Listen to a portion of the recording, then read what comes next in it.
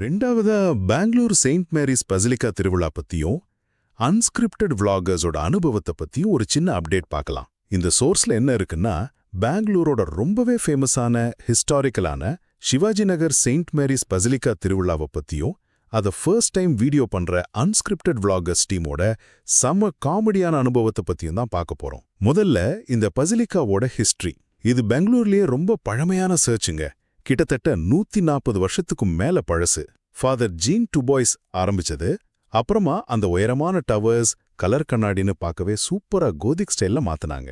1973ல Pope 6ஆம் பால் இதுக்கு basilica status கொடுத்தாரு. அது இதோட முக்கியத்துவத்தை காட்டுது. ரெண்டாவதா வருஷா வருஷம் செப்டம்பர்ல நடக்கிற திருவிழா.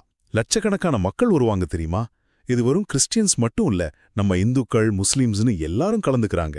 பெங்களூரோட மத நல்லிணக்கத்துக்கு இது ஒரு சூப்பர் உதாரணம். கடைசியா நம்ம வருமே.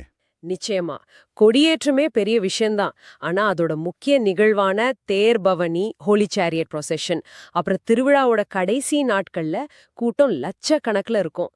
இங்க ரொம்ப முக்கியமான விஷயம் என்னன்னா, நீங்க சொன்ன மாதிரி இந்த கூட்டத்துல கிறிஸ்டியன்ஸ் மட்டும் இல்லாம ஹிந்துக்கள் முஸ்லிம்கள்னு பல மதத்துக்காரங்களும் கலந்துக்கிறது தான். ஆமா, இது வெறும் மத நிகழ்வு இல்லாம ஒரு சமூக நிகழ்வாவும் மாறிடுச்சு. கரெக்ட். இத பெங்களூருவின் ஒற்றுமையின் சின்னம்னு சொல்றது ரொம்ப பொருத்தம். ஒரு மதஸ்தலம் எப்படி ஒரு பொதுவான கொண்டாட்ட இனமா மாறுது. இது பெங்களூர் மாதிரி ஒரு மல்டி கல்ச்சரல் சிட்டியோட அழகுன்னு சொல்லலாம். பல மதத்து மக்கள் ஒன்னா வாழும்போது ஒருத்தரோட நம்பிக்கையும் கொண்டாட்டத்தையும் மதிக்க கத்துக்கிறாங்க. பல தலைமுறையா இந்த திருவிழா நடக்கிறதுனால இது அந்த ஏரியாவோட, ஏன் சிட்டியோடவே ஒரு அடையாளமா மாறிடுச்சு. மக்கள் அவங்க மதத்தை எல்லாம் தாண்டி அந்த நிகழ்வோட புனிதத்தையும் அந்த கொண்டாட்டத்தையும் அனுபவிக்க வராங்க. ஒரு விதத்துல இது மத நல்லிணக்கத்தை தாண்டி ஒரு நகரத்தோட பொதுவான அனுபவமா இருக்கு. சரி, இந்த ஆழமான விஷயங்கள்ல இருந்து அவினாஷோட விளாக் திடீர்னு ஒரு ட்விஸ்டுக்கு போகுது. முக்கிய நிகழ்வான தேர்பவனி அன்னைக்கு அவினாஷோட செல்வான்னு ஒரு நண்பர் இருக்காரு. அன்னிமரியாள் சிலையை அலங்கரிச்ச தேர்பவனி வருது. மக்கள் மெழுகுவர்த்தி பூவோட பக்தி பரவசமா இருக்கிறாங்க. இதெல்லாம் அவினாஷ் கேமரால எடுத்துட்டு இருக்காரு. அந்த சூழலே ரொம்ப எமோஷனலா இருக்குமே. ஆமா, ஆனா அந்த எமோஷனல் மூமெண்ட்ல தான் ட்விஸ்ட். அவினாஷ் ஒரு செகண்ட் திரும்பி பார்க்கறாரு. செல்வாவை காணோம். செல்வா ஃபுல் டிஸப்பியர்னு சொல்றாரு அவினாஷ். அந்த பெரிய கூட்டத்துல திருவிழா கூட்டத்தை ஷூட் பண்ணிட்டு இருக்கும்போது செல்வா திடீர்னு மிஸ்ஸிங். ஒரே பதட்டம். தேடி பார்த்தா ஆளு பக்கத்துல ராயல் ரெஸ்டாரண்ட்ல பிரியாணி சாப்பிட்டுட்டு இருக்காப்ல. அவங்க கீ ரைஸ், கபாப், மட்டன் பிரியாணி இதெல்லாம் சாப்பிட்டாங்க. டேஸ்ட் சுமார் தான் சொன்னாங்க.